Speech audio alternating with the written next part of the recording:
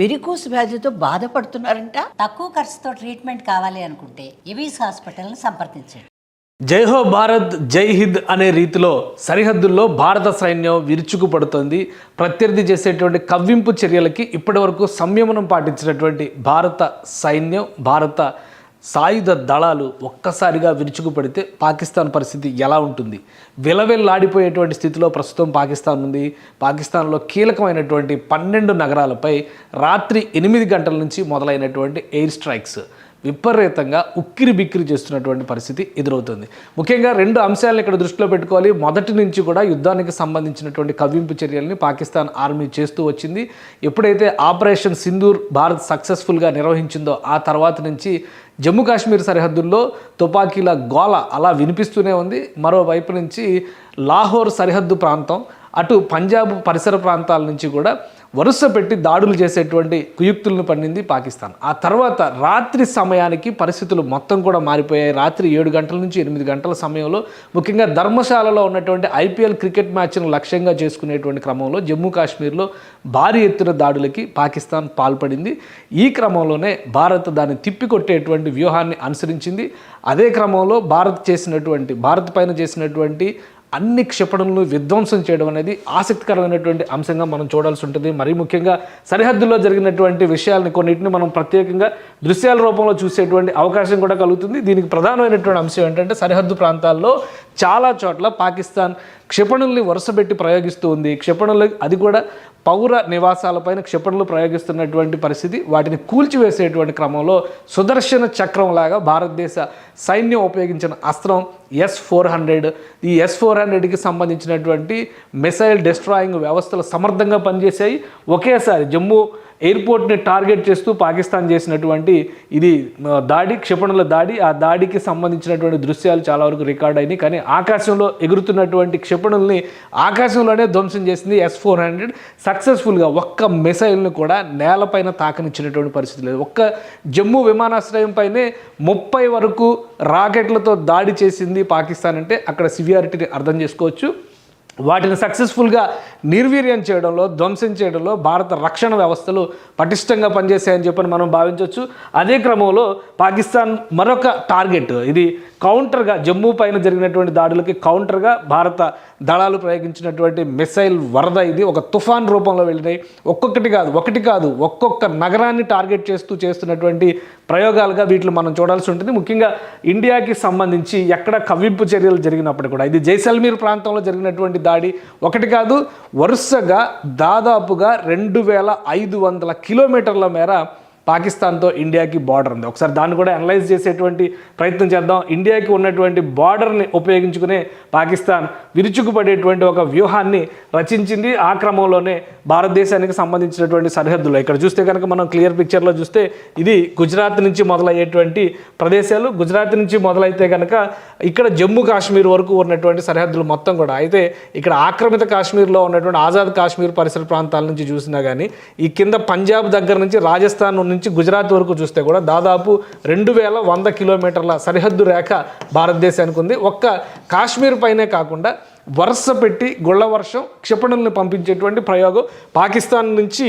ఈ పంజాబ్ పైన కూడా ఎక్కువ ఫోకస్ చేసింది. ఈరోజు సాయంత్రం తర్వాత భారత ఆర్మీ రిటాలియేషన్ ఇవ్వడానికి అదే ప్రధానమైనటువంటి కారణంగా చెప్తుంది. ఎందుకంటే ఎమర్జెన్సీ మీటింగ్ జరిగినటువంటి సందర్భంలో ప్రధాని నరేంద్ర మోడీ కూడా ఈ అంశాలన్నింటినీ వివరించారు. ఈ వివరించిన అంశాలకి ఇది సరిహద్దు ప్రాంతాలకు సంబంధించినటువంటి ముఖ చిత్రం మ్యాప్కి ఒకసారి మనం పరిశీలించి చూస్తే కనుక జైసల్మీర్ లాంటి జనసమ్మర్దం ఉన్నటువంటి ప్రదేశాలు, ముఖ్యంగా రాజస్థాన్లో కీలకమైనటువంటి నగరం ఇది. ఈ పరిసర ప్రాంతాల్లో భటిండా ఈ ప్రదేశాలన్నింటిపైన కూడా అటాక్ చేసింది.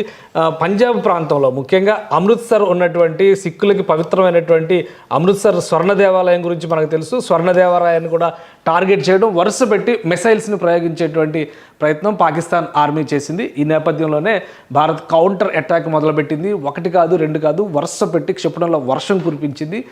మొత్తం 12 నగరాలని పాకిస్తాన్లో ఉన్నటువంటి 12 నగరాలని భారత ఆర్మీ టార్గెట్ చేసింది. ఈ 12 నగరాల్లో కూడా ముఖ్యమైనటువంటి నగరాలను ఒకసారి మనం పరిశీలిద్దాం. ఇక్కడ కీలకమైనటువంటి ఇస్లామాబాద్తో సహా, రాజధాని ఇస్లామాబాద్తో సహా అనేక నగరాలని శివారు ప్రాంతాల్లో ఉన్నటువంటి సరిహద్దుల్లో ఉన్న ఇక్కడ ముజఫరాబాద్, ఆక్రమిత కాశ్మీర్లో ఉన్నటువంటి ముజఫరాబాద్, ఇక్కడ ఇస్లామాబాద్, అలానే పెషావర్, ఇక్కడ చూస్తే కనుక రావల్పిండి, ఇటువైపు లాహోర్, ఈ నగరాలన్నిటిపైన ఫైసలాబాద్, ఇటు చివరి కిందికి వస్తే కనుక కరాచీ దగ్గర నుంచి, కరాచీలో కూడా అటాక్స్ పెద్ద ఎత్తున జరిగినాయి. ఇంకా ఇక్కడ చూస్తే క్వెట్టా, ఈ కీలకమైనటువంటి నగరాలు మొత్తం 12 నగరాలని ముల్తాన్ పైన అటాక్ జరిగింది.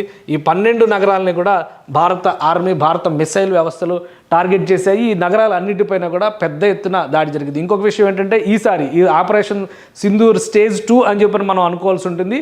ఈ ఆపరేషన్లో త్రివిధ దళాలు కూడా పాల్గొనడం అనేది ఆసక్తికరమైనటువంటి అంశం. ఒక విధంగా ఫుల్ ఫ్లెడ్జ్డ్ వార్గానే మనం దీనికి అర్థం చేసుకోవాల్సి ఉంటుంది.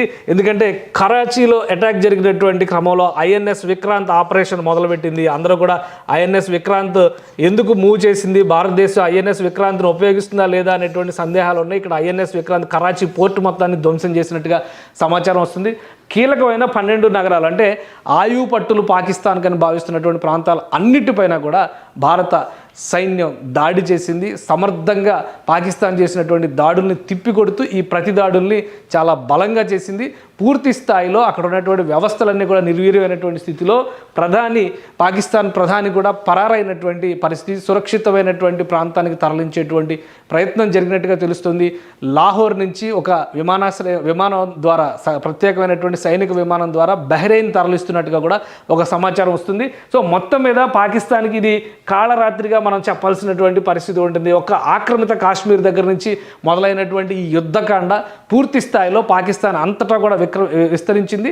మరొక ముఖ్యమైనటువంటి అంశం ఏంటంటే ఒకవైపు నుంచి భారత ఆర్మీ విరుచుకుపడుతుంటే స్థానికంగా బలూచిస్తాన్ నుంచి కూడా పెద్ద ఎత్తున స్థానిక నగరాల్లో పెద్ద ఎత్తున ప్రతిఘటన జరుగుతున్నట్టుగా సమాచారం వస్తుంది. ఒకవేళ ఇదే నిజమైతే కనుక తెల్లారేపాటికి పాకిస్తాన్ రూపురేఖలు మొత్తం మారిపోయేటువంటి అవకాశం ఉంటుంది. పాకిస్తాన్లో ఉన్నటువంటి నిరంకుశ ప్రజాస్వామ్యం పేరుతో ఉన్నటువంటి నిరంకుశ ప్రభుత్వాన్ని కూలదోయడం, అలానే ఉగ్రవాదులకి స్వర్గధామంగా మారినటువంటి ప్రాంతాలను ఎండగట్టేటువంటి పరిస్థితి వస్తుంది.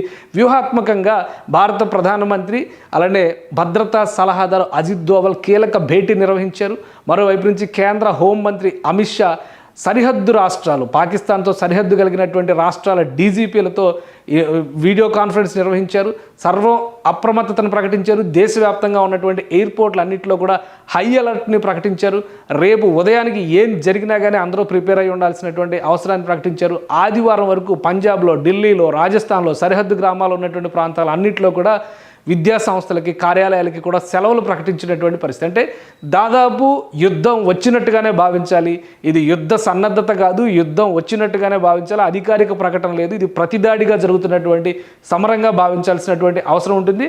మరొక ముఖ్యమైనటువంటి అంశం ఏంటంటే ఈ ప్రాంతాలపైన దాడులు జరుగుతున్నటువంటి విధానం, అక్కడ ఉపయోగిస్తున్నటువంటి ఆయుధ సామాగ్రి కూడా నేరుగా లక్ష్యాన్ని ఛేదించే విధంగా భారత సైన్యం ప్రణాళికలను సిద్ధం చేసింది. మొత్తం కూడా టెక్నాలజికల్ వార్ఫేర్ మాత్రమే నడుస్తుంది. ముఖ్యంగా జమ్మూ కాశ్మీర్లో ఉన్నటువంటి వైష్ణోదేవి ఆలయం దగ్గర నుంచి జమ్మూ విమానాశ్రయం వరకు పాకిస్తాన్ పెట్టిన ప్రతి టార్గెట్ని కూడా ఇండియా ఛేదించింది. ఇదొక సక్సెస్ఫుల్, ఫ్రూట్ఫుల్ వార్ఫేర్గా మనం విశ్లేషించాల్సినటువంటి అవసరం ఉంటుంది. భారత రక్షణ వ్యవస్థలు సమర్థంగా పనిచేశాయి. ప్రతిదాడి చేయడంలో అంతకంటే సమర్థంగా వ్యవహరించగలిగాయి. శత్రువు బెబ్బోలెత్తి పలాయనం చిత్తగించే విధంగా ఈ ప్రణాళికలన్నీ కూడా అమలు చేసినట్టుగా కనిపిస్తుంది. సో ఉదయానికి పరిస్థితి ఎలా ఉంటుంది అనేది పక్కన పెడితే పాకిస్తాన్ చేస్తున్నటువంటి వికృత చేష్టలన్నిటికీ కూడా ధీటైన సమాధానం చెప్పడంలో భారత సైన్యం, భారత ప్రభుత్వం సక్సెస్ అయిందని చెప్పని మనం భావించవచ్చు.